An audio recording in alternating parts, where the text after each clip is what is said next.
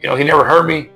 I was just overwhelmed by the volume of punches he threw, But other than that, he goes, Coach, I'm going to come back stronger. I already felt was being up there against the best. So ganito na lang ang naging pahayag ni Coach Joel Diaz, ang coach at trainer ni Ramon Cardenas. Si Cardenas lang naman mga kwento, ang pangalawang boksingero na nagpatikim sa monster ng Japan na si Naoya Inoue kung gaano nga ba katigas ang lona kung doon lalapat ang katawan mo kung bigla kang tumihaya. Inamin ni Cardenas na hindi naman talaga siya nasaktan sa suntok ni Inoue, kundi medyo nagulat lang siya dahil sa dami ng mga suntok na binitawan ni Inoue. Yan ang isa sa mga ibinunyag ni Coach Joel Diaz. Sa isang kamakanan lang na panayam, ibinahagi ni Coach Diaz ang kanyang pananaw sa mga kasanayan o boxing skills ni Naoya Inoue, ang kasalukuyang undisputed super bantamweight world champion.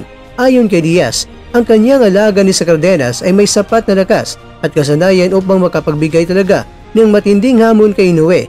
Binanggit ni Diaz na si Cardenas ay may devastating power sa parehong dalawang kamay at may kakayahan na makapinsala sa una o sa huling round ng laban. Dagdag pa niya na itong si Inoue talaga ay natatamaan din at talagang iniinda rin ng sakit kung matatamaan ito, at ito ang nagpapahiwatig na may kahinaan talaga itong si Inoue na maaaring samantalahin ng kanyang kalaban sa hinaharap. Gayunpaman mga kwento, binigyang diin ni Diaz ang dedikasyon at pagmamahal ni Cardenas sa boxing na nagsimula sa wala at ngayon ay nasa tuktok na ng kanyang karera. Sa ganitong pananaw ni Diaz ay nagpapakita rin siya ng respeto at paghanga sa boxing skills ni Inoue, pati na rin ang tiwala sa kakayahan ng kanyang alaga na makapagbigay ng magandang laban bilang maging isang challenger na naman sa hinaharap. Samantala, binisto naman ni Coach Diaz kung ano nga ba ang mga pangunahing aspeto ng mga estilo ni Inoue. Una, body shot. Isa sa mga paboritong galaw ni Inoue ay ang left uppercut patungo sa solar plexus. Ang solar plexus ay isang malagang bahagi ng katawan na matatagpuan sa itaasang bahagi ng tiyan sa pagitan ng rib cage at bahagyang ibaba ng dibdib. At ang pangalawa mga kwento ay ang libre shot ni Inoue. Ang mga suntok na ito ay nagpapahina sa kalaban at madalas ay nagiging sani ng kanilang pagkatalo. Pangalawa, unorthodox combinations. Si Inoue ay may kakayahang maglunsad ng mga hindi inaasang kombinasyon ng mga suntok tulad ng uppercut na sinusundan ng hook mula yan sa parehong kamay. Kaya ang ganitong estilo ay nagpapahirap sa kalaban na basahin ang kanyang galaw. Pangatlo, relentless aggression. Kilalang kilala si Inoue sa kanyang walang humpay na pag-atake mula sa unang round hanggang sa huling round. Patuloy siyang nagbibitaw ng mga malalakas na mga suntok na nagpapahirap sa kalaban na makapagbibigay ng counter punches.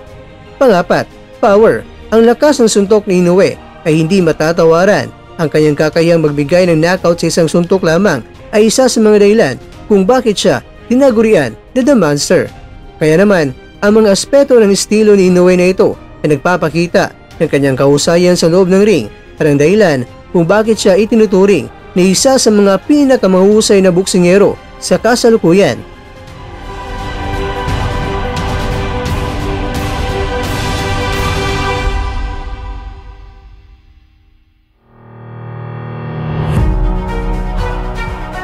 Mga kakwento, ang pananaw ni Joel Diaz at ang pagsusuri sa estilo ni Naoya Inoue ay nagpapakita ng mataas na antas ng kasanayan at dedikasyon sa larangan ng boxing. Habang ang mga hamon mula sa boksingerong katulad o masigit pa sa kalidad ni Ramon Cardenas ay maaring magbibigay ng bagong pagsubok naman yan kay Inoue. Ang kanyang natatanging estilo at lakas ay patuloy na magbibigay naman ng inspirasyon sa mga tagahanga sa buong mundo at sa mga susunod na henerasyon ng mga boksingero.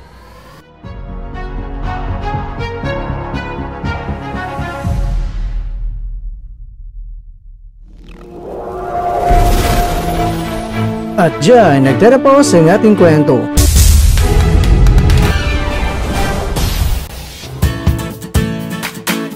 Maraming salamat mga kakwento sa inyong panonood. Pero baka naman mga kakwento ay nagustuhan niyo po ang kwento natin ngayon.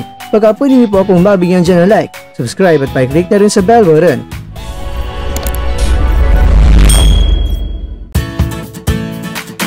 Pero bago tayo tatapos mga kwento, syempre, shoutout po muna tayo dyan sa ating mga kakwento.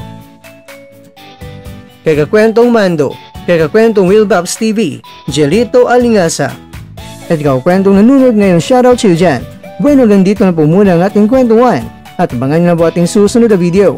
At dito lang po yan sa isang channel na kung saan maaring ito'y mga kwentong di pa na kwento sa inyo.